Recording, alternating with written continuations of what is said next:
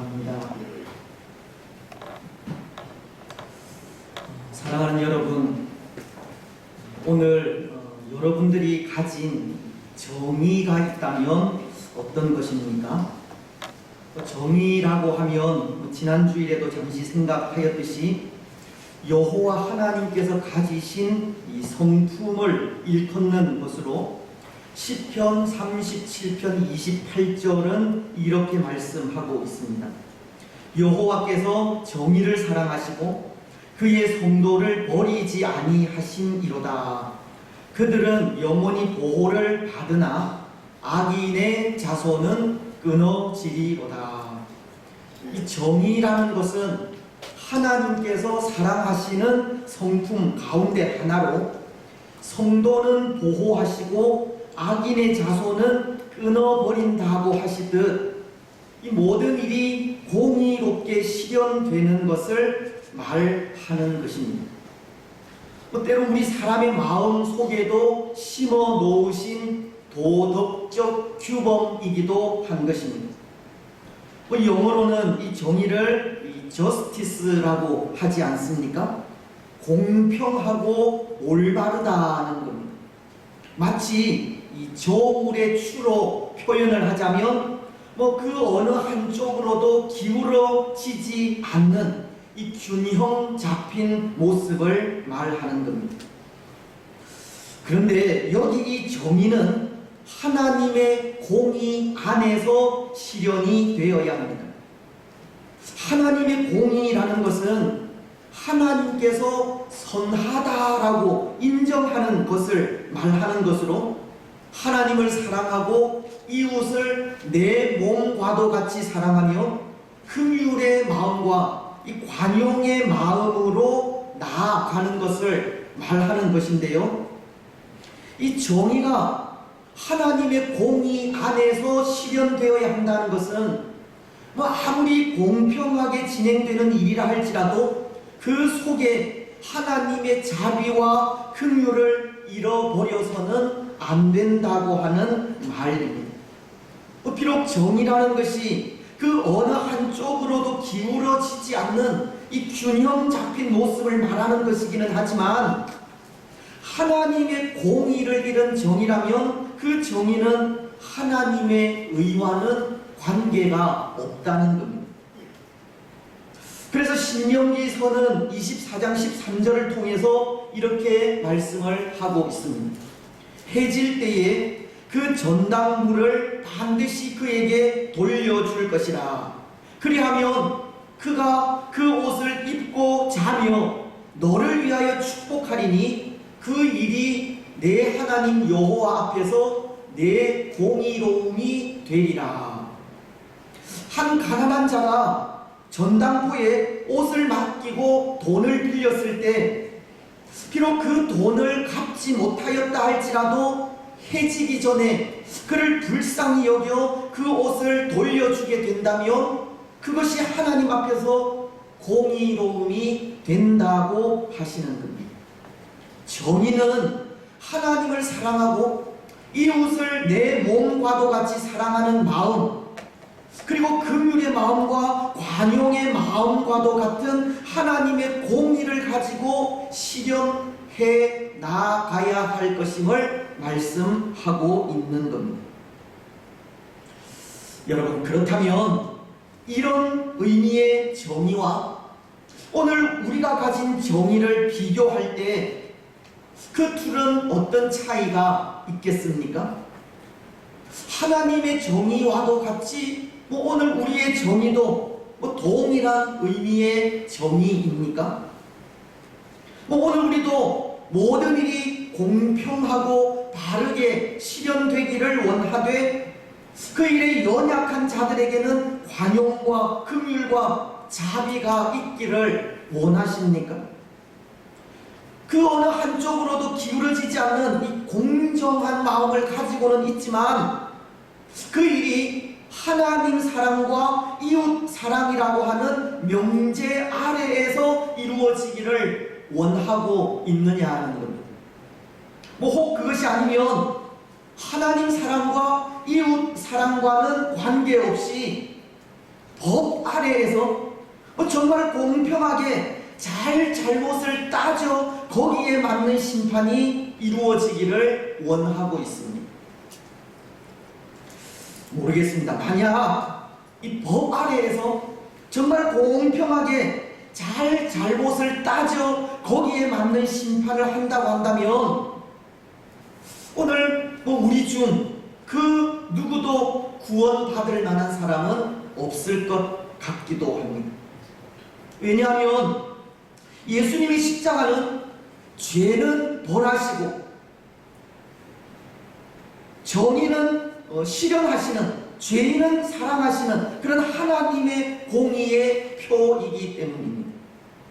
하나님은 악을 미워하시고 죄를 미워하는, 용납하지 않는 정의로운 분으로 죄를 심판하기 위하여 십자가라는 형벌로 그의 정의를 실현하기는 하셨지만, 그렇게 정의를 실현하실 때 아들이신 예수님을, 죄인인 우리를 대신하여 십자가에서 죽게 하신 이 사랑이라는 하나님의 공의가 있었다는 겁니다.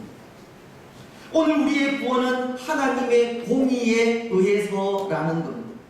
하나님의 공의에 의한 정의의 실현이 오늘 우리를 구원받은 하나님의 백성이 되게 한 것입니다.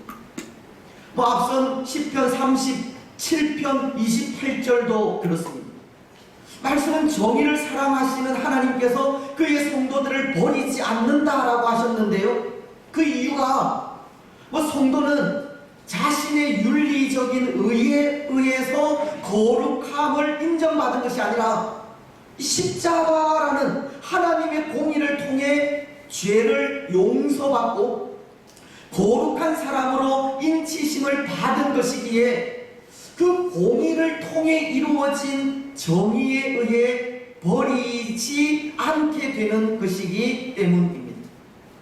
때로 우리는 법 아래에서 공평하게 잘못을 따져 거기에 맞는 심판이 이루어져야 정의가 실현된다 생각하기도 하지만, 이 정의는 하나님의 공의가 상실된 곳에는 세워지지 않는 겁니다. 하나님의 관용과 긍휼과 자비를 잃은 정의는 올바른 정의를 실현할 수 없다는 겁니다. 여러분, 그렇다면 그런 의미에서 우리가 계속 생각하고 있는 베냐민 지파에 대한 심판은 어떠한 것 같습니까? 베냐민 지파에 대한 심판이란 베냐민 지파의 불량배들이 레위인의 첩을 밤새도록 능욕한 이후 이 살해한 사건에 대한 심판을 말하는 것인데요. 참으로 허망하게 첩을 잃은 레위인이 악을 행한 베냐민 지파를 응징하자는 의도에서 무자비하게도 첩의 시체를 12도막으로 내어 그 시체의 도막을 이스라엘 12지파에게 보내지 않았습니까? 그래서 그 소식을 들은 이스라엘이 영적 위기를 당할 때 모이는 여호와의 총회를 열기도 하고, 또 이스라엘 전국에서 칼을 빼는 자들이 무려 40만 명이나 모이게 되는 그런 일이 생기기도 하였습니다. 그리고는 그렇게 모인 사람들이 이렇게도 결단을 하며 나아갔습니다. 20장 8절 말씀은 모든 백성이 일제히 일어나 이르되 우리가 한 사람도 자기 장막으로 돌아가지 말며 한 사람도 자기 집으로 들어가지 말고. 이스라엘은 베냐민의 죄악을 징계하겠다는 의지가 얼마나 강하였는지 이 베냐민 자손을 치기 전에는 자기 장막으로 돌아가지도 자기 집으로 들어가지도 않겠다는 결심까지 하게 된 것입니다. 이 한마디로 이스라엘은 정의로운 마음을 가지게 되었다는 겁니다. 베냐민의 죄악을 뿌리 뽑아 정의로운 나라를 세워야 한다는 마음을 가지고 지금 베냐민을 심판하려 하고 있다는 겁니다. 그런데 여러분, 이들의 이 심판이 과연 하나님의 공의에 의한 심판인지 오늘 우리는 그것을 생각하지 않을 수 없다는 겁니다. 여러분, 어떻게 생각을 하십니까? 이런 정의로운 마음을 가진 이들 이스라엘의 그 심판이 정의로운 심판, 하나님의 공의가 담긴 심판인 것 같습니까? 물론 지난 시간을 통해 이들의 이 심판은 두 가지 잘못이 있다는 것을 말씀을 드렸는데요. 꼭 기억을 하세요. 가끔씩은 그렇게 잊어버리셔야지 저도 먹고 삽니다. 애써 기억하실 필요는 없고, 이 교육은 반복이니까 다시 말씀을 드리면, 이스라엘의 잘못 중 하나는 베냐민의 죄를 보면서 자신들의 죄는 보지 못하였다는 겁니다. 예수님은 마태복음 7장 3절로 5절을 통해 이런 말씀을 하지 않으셨습니까? 어찌하여 형제의 눈 속에 있는 티는 보고 내 눈 속에 있는 들보는 깨닫지 못하느냐? 보라, 내 눈 속에 들보가 있는데 어찌하여 형제에게 말하기를 나로 내 눈 속에 있는 티를 빼게 하라 하겠느냐? 외식하는 자여, 먼저 내 눈 속에서 들보를 빼어라. 그 후에야 밝히 보고 형제의 눈 속에서 티를 빼리라. 이스라엘은 베냐민 지파의 눈에 있는 티는 보았지만 자기들 눈 속에 있는 들보는 보지 못하였다는 겁니다. 베냐민 지파가 행한 악행을 통해 자신들의 죄를 보아야 하지만 그렇게 하지 못한 겁니다. 그래서 그것이 이스라엘의 잘못 중 하나가 된 겁니다. 또 하나, 베냐민의 악을 심판하려 한 이스라엘에게 잘못이 있다는 것은 하나님의 선을 가지지 못한 것 때문입니다. 하나님의 선이란, 하나님은 자비로우시고 은혜로우시며 인자와 긍휼이 많은 분이기는 하지만 한편으로는 의로우신 재판장으로서 악에 대해서는 일절 용서가 없는 분이시기에 그 의로움으로 이 땅 위에 거룩한 하나님의 나라를 세워가게 하시는 하나님의 성품을 말합니다. 하지만 이스라엘은 하나님의 선으로 거룩한 하나님의 나라를 세워가게 한 것이 아니라 악에 대해서 분노만 하게 된 것입니다.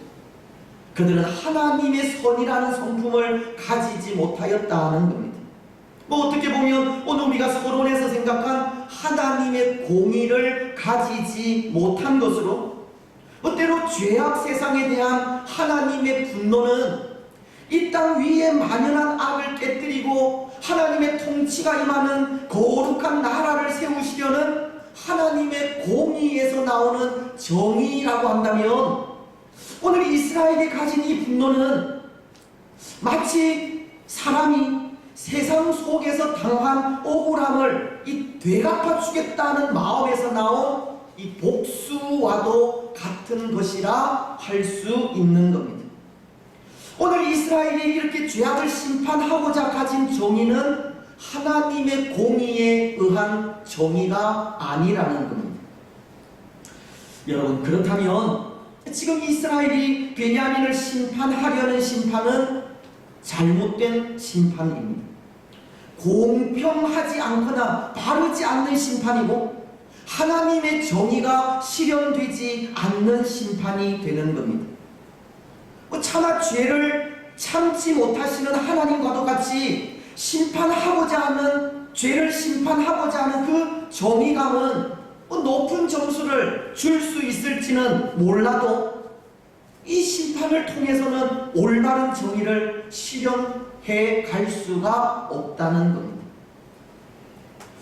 그런데 여러분, 그것을 어떻게 판단을 할 수 있겠습니까? 정의감을 가지고 베냐민의 악을 징계하고자 하는 이 이스라엘의 징계가 올바르지 않다는 것을 어떻게 알 수 있겠느냐는 겁니다. 왜 이 심판을 통해 올바른 정의가 이루어지지 않을 것이라 그렇게 단정하여 말할 수 있겠느냐는 겁니다. 그것은 두 가지로 베냐민 지파의 저항과 베냐민과의 전쟁에서 패배한 것을 통해서 알 수가 있는 겁니다. 먼저 베냐민 지파의 저항을 통해서인데요, 14절은 이렇게 말씀을 하고 있습니다. 도리어 성읍들로부터 기브아에 모이고 나아가서 이스라엘 자손과 싸우고자 하니라. 12절로 13절을 통해 악을 행한 이 베냐민 지파에게 이스라엘은 사신을 보내어 악한 행위를 한 불량배들을 책망하면서 그들을 우리에게 넘겨주어 그들을 죽여 악을 제거하자는 이 전가를 보내었으나 이 베냐민은 도리어 사람들을 모아 이스라엘과 싸우려고 한다는 말씀이 이 말씀입니다. 때로 베냐민을 찾은 사신들은 그들을 설득하기 위해 조리 있는 말을 하였을 것이지만 이 베냐민은 오히려 전 지파가 하나 되어 이스라엘과 싸우기 위해 기브아로 모이게 되었다는 겁니다. 여러분, 이런 장면을 통해 우리가 상상할 수 있는 모습이 있다면 어떤 모습이겠습니까? 이 설득을 하러 간 일이 오히려 전쟁을 낳게 하였다면 이 장면을 통해 우리는 무엇을 상상할 수 있겠느냐는 겁니다. 베냐민 지파를 설득하고 그 마음을 되돌리기 위해서는 그 일을 맡은 이 사신들의 역할이 참으로 중요하지만 이 베냐민을 찾아간 사신들이 그 역할을 잘못한 것이 아닌가 하는 상상을 하게 되는 겁니다. 아닌 게 아니라 12절은 이렇게 말하는 것을 봅니다.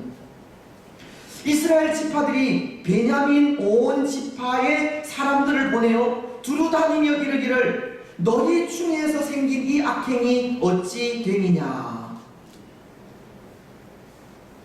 이 베냐민의 사신으로 간 사람들이 이 지혜롭게도 또 그 베냐민 사람들의 마음을 온화하게도 말하지도 행동하지도 못하였다 하는 것을 보여주고 있는데요, 베냐민으로 보내진 사신들은 베냐민 온 지파를 다니면서 너희 중에서 생긴 이 악행이 어찌 됨이냐 하는 말을 하고 있는 겁니다.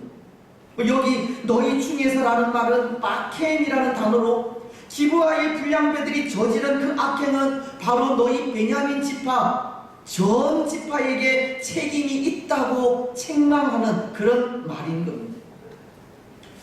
모르겠습니다. 어쩌면 이렇게 사건의 자초지정을 말하고 책임을 묻는 말이 매우 합리적이고 신중한 태도로 보일지는 모르겠지만 이 말은 이 베냐민의 입장에서는 이 선전포고와도 같이 불편하게 들리는 말인 겁니다. 더군다나 13절은 기브아의 불량배들을 심판하며 이스라엘 내에 악이 사라질 것처럼 말하기도 하지 않습니까? 13절 중반절은 우리가 그들을 죽여 이스라엘 중에서 악을 제거하여 버리게 하라라고, 베냐민 지파의 불량배들을 심판하고 나면 그것으로 인해 이스라엘 내에 있는 모든 악도 다 불에 태워 없어지듯 말하고 있는 겁니다. 여기 악을 제거하여 버리게 하라는 것은 악을 불에 태울 것이라는 그런 말인데요, 이스라엘은 기브아의 불량배들을 이 마른 목재를 태우듯 그렇게 불에 태워 처단하게 되면 베냐민의 죄악뿐 아니라 이스라엘 내에 있는 모든 악도 사라질 것처럼 말하고 있는 겁니다. 하지만 여러분, 이 죄악이라고 하는 것이 마른 목재와도 같이 불에 태운다고 그렇게 없어지는 것입니까? 오늘 우리의 죄가 눈에 보이는 물리적인 불꽃에 의해서 태워지고 살라집니까? 오늘 이스라엘은 기브아의 불량배들을 처단하며 이스라엘 내에 있는 악도 그렇게 제거되는 듯 말하고는 있지만 죄는 그렇게 물리적인 힘으로 제거되는 것이 아닙니다. 불꽃에 태워지고 살라 없어지는 것이 아니라는 겁니다. 죄를 불태우고 사르는 것은 어떤 물리적인 작용이나 힘에 의해서가 아니라 죄를 소멸하시는 하나님의 능력에 의해서입니다. 이사야서 6장을 보면 5절을 통해 이 환상 중에 하나님의 영광을 본 이사야가 이렇게 고백하는 것을 봅니다. 그때에 내가 말하되 화로다 나여 망하게 되었도다. 나는 입술이 부정한 사람이요 나는 입술이 부정한 백성 중에 거주하면서 만군의 여호와이신 왕을 배었음이로다 하였더라. 그러자 6절로 7절은 이렇게 말씀을 하시는데요.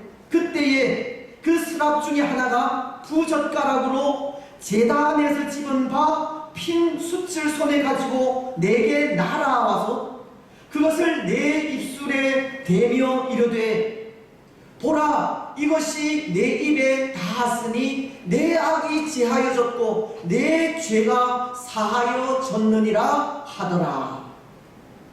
하나님은 입술이 부정하여 망하게 되었다고 외치는 이사야에게 하늘 제단에서 벌겋게 달아오른 듯 보이는 숯불을 취하여 이사야의 입술에 대시면서 모든 죄를 태워버리시고는 내 죄가 사하여졌다는 말씀을 하시는 겁니다. 여기 천사가 숯불을 이사야의 입에 대는 것은 이 상징적인 의미로 모든 부정과 부패함을 씻어 정하게 하였다는 것으로 바로 그 일이 오직 하나님의 능력으로 이루어진다는 것을 말씀하시는 겁니다. 죄라는 것은 죄를 소멸하시는 불이요 하늘에서 내려오는 능력이 아니고서는 그 어떠한 것도 깨끗이 씻을 수 없다는 겁니다. 하지만 오늘 이스라엘의 사신들은 마치도 점령군처럼 베냐민 지파를 협박하였고 이 불량배들을 심판할 때 이스라엘의 악이 제거되는 양 하나님의 능력까지 오도하게 된 것입니다. 이스라엘의 사신들은 악행을 행한 베냐민을 이 자신들의 힘으로만 굴복시키려고 하였지 하늘에서 내려오는 능력으로 그들 내의 죄악을 이 근본적으로 해결하려 하지 않은 겁니다. 죄를 소멸하시는 불이요 죄를 근본적으로 치유하시는 하나님의 마음을 이들은 가지지 못하였다는 겁니다.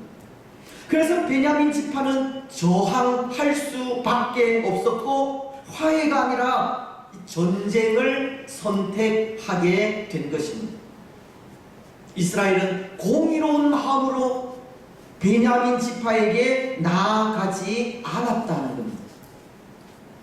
그렇습니다. 사랑하는 여러분, 올바른 정의는 나 자신이 해결자가 되어 나서는 것이 아니라 성령께서 해결자가 되어 주실 것을 믿고 나아갈 때 이루어집니다. 내가 가진 힘으로 문제를 해결하려 할 때 올바른 정의가 이루어지는 것이 아니라 하늘에서 내려오는 능력을 통해 문제를 해결하려 할 때 참된 정의는 이루어진다는 겁니다. 오늘 우리의 죄가 우리 자신의 의나 능력으로 사함을 받는 것이 아니라 예수 그리스도의 보배로운 피를 믿는 믿음으로 사하여지는 것이듯 하나님의 도우시는 능력을 힘입지 않고서는 이 땅 위에 참된 정의는 실현되지 않는다는 겁니다. 여러분, 오늘 우리는 이 땅 위에 하나님의 정의를 실현해 가기를 원할 때 우리의 힘이나 능력으로가 아니라 하나님의 도우시는 능력으로 이루어질 수 있도록 모든 것을 하나님께 맡기고 의뢰하시기를 바랍니다. 내가 할 수 있다고 하는 교만함과 오만함이 아니라 겸손함과 온유함으로 나아가시기 바랍니다. 때로 하나님의 심판을 대행하는 대행자로서 긍휼의 마음과 관용의 마음이라는 하나님의 공의로 나아가시기 바랍니다. 그래서 그 삶을 통해 이 땅 위에 올바른 정의를 세워가시기 바랍니다. 이제 또 하나, 오늘 이스라엘의 정의가 공평하지 않고 이 바르지 않다 하는 것은 베냐민과의 전쟁에서 이 패배한 모습을 통해서도 알 수 있습니다. 오늘 말씀은 19절로 25절까지 이 두 번의 전쟁 기사가 기록됩니다. 물론 이 전쟁은 이 화해를 거부한 베냐민 지파와 베냐민을 제외한 전체 이스라엘의 연합군이 싸우는 이 동족 상잔을 말하는 것인데요.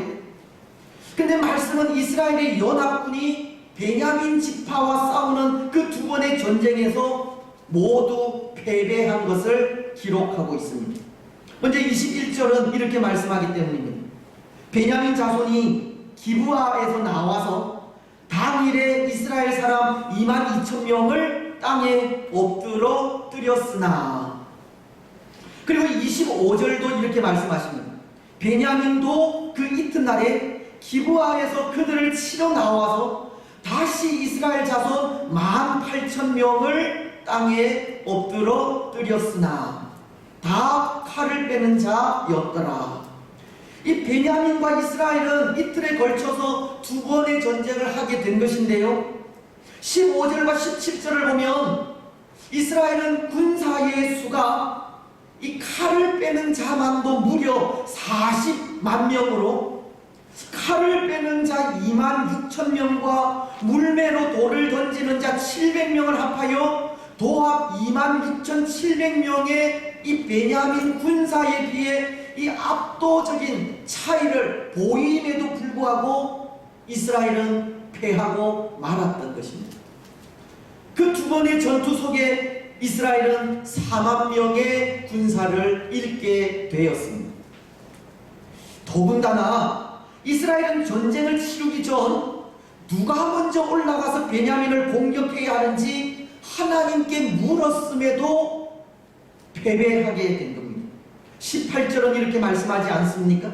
이스라엘 자손이 일어나 베델로 올라가서 하나님께 여쭈어 이르되 우리 중에 누가 먼저 올라가서 베냐민 자손과 싸우리까 하니 여호와께서 말씀하시되 유다가 먼저 올라갈지니라 하시니라.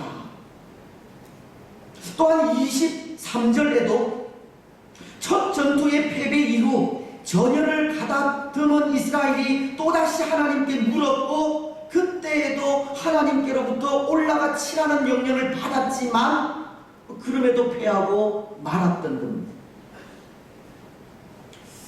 여러분, 이상하지 않습니까?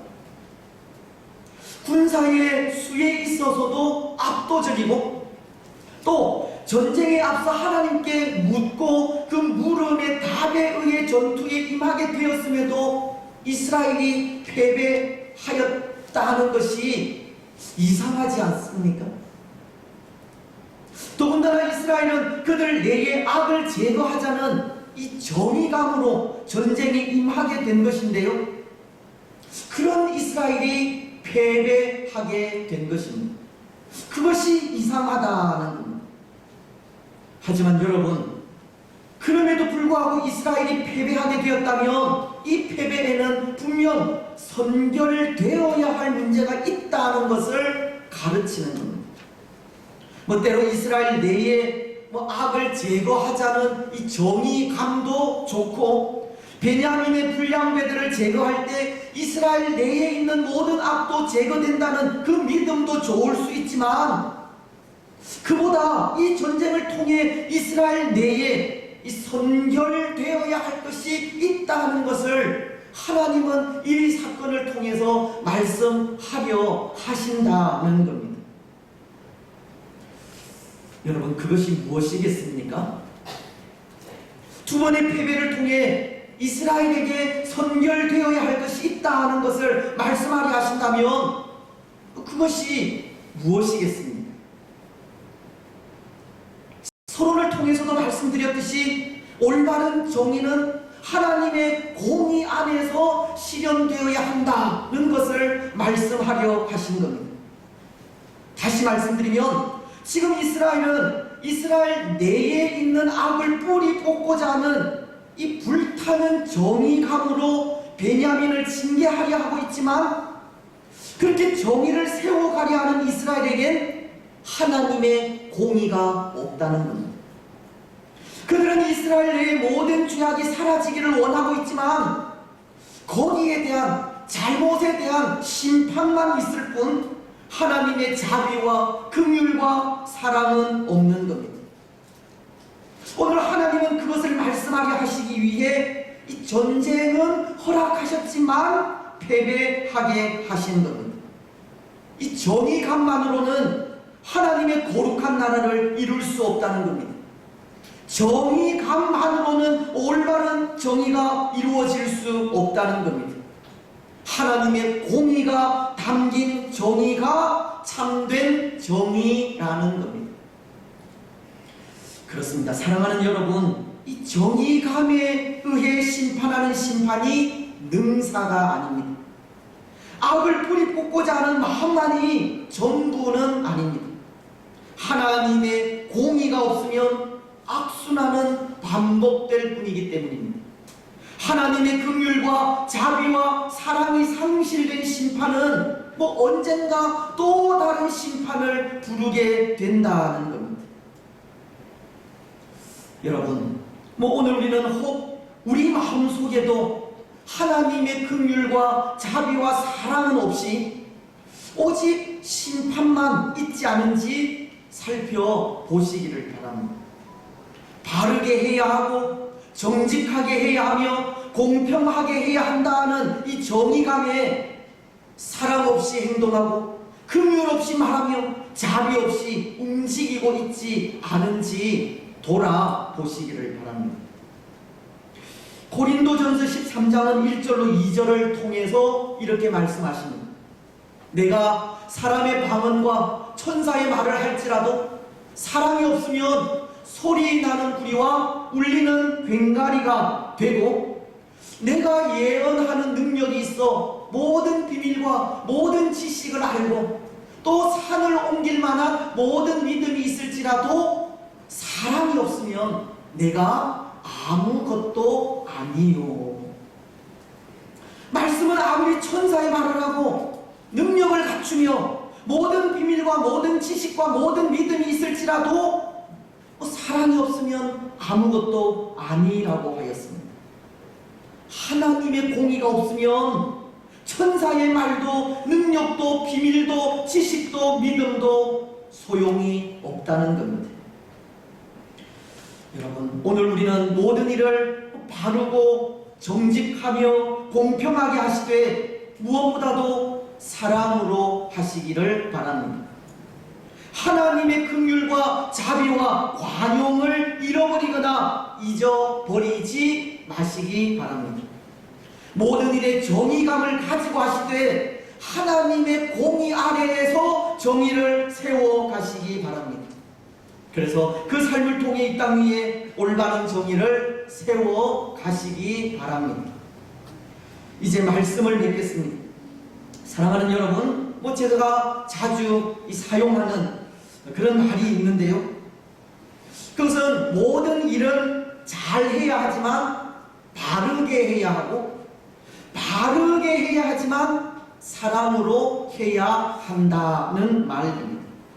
무슨 말이냐면, 때로 우리는 모든 일을 잘하기 위해 편법을 사용하기도 하고 그릇된 방법을 사용하기도 하지만, 잘하기 위해 편법을 사용하지 말라는 것이 바르게 해야 한다는 말입니다.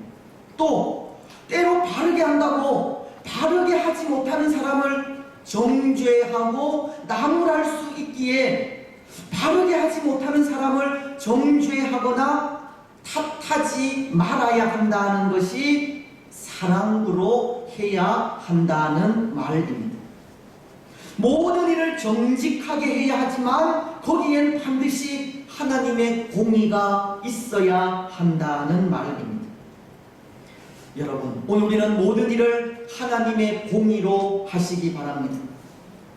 일을 잘해야 한다고 편법을 사용하지 마시고, 일을 바르게 한다고 그렇지 못한 사람들을 나무라거나 정죄하지도 마시며, 모든 일을 정직하고 바르게 하시면서 사랑으로 행하시기 바랍니다. 그래서 공의로 행하는 그 모든 일을 통해 이 땅 위에 하나님의 정의를 세워가는 복된 성도들이 되시기를 주님의 이름으로 축복합니다.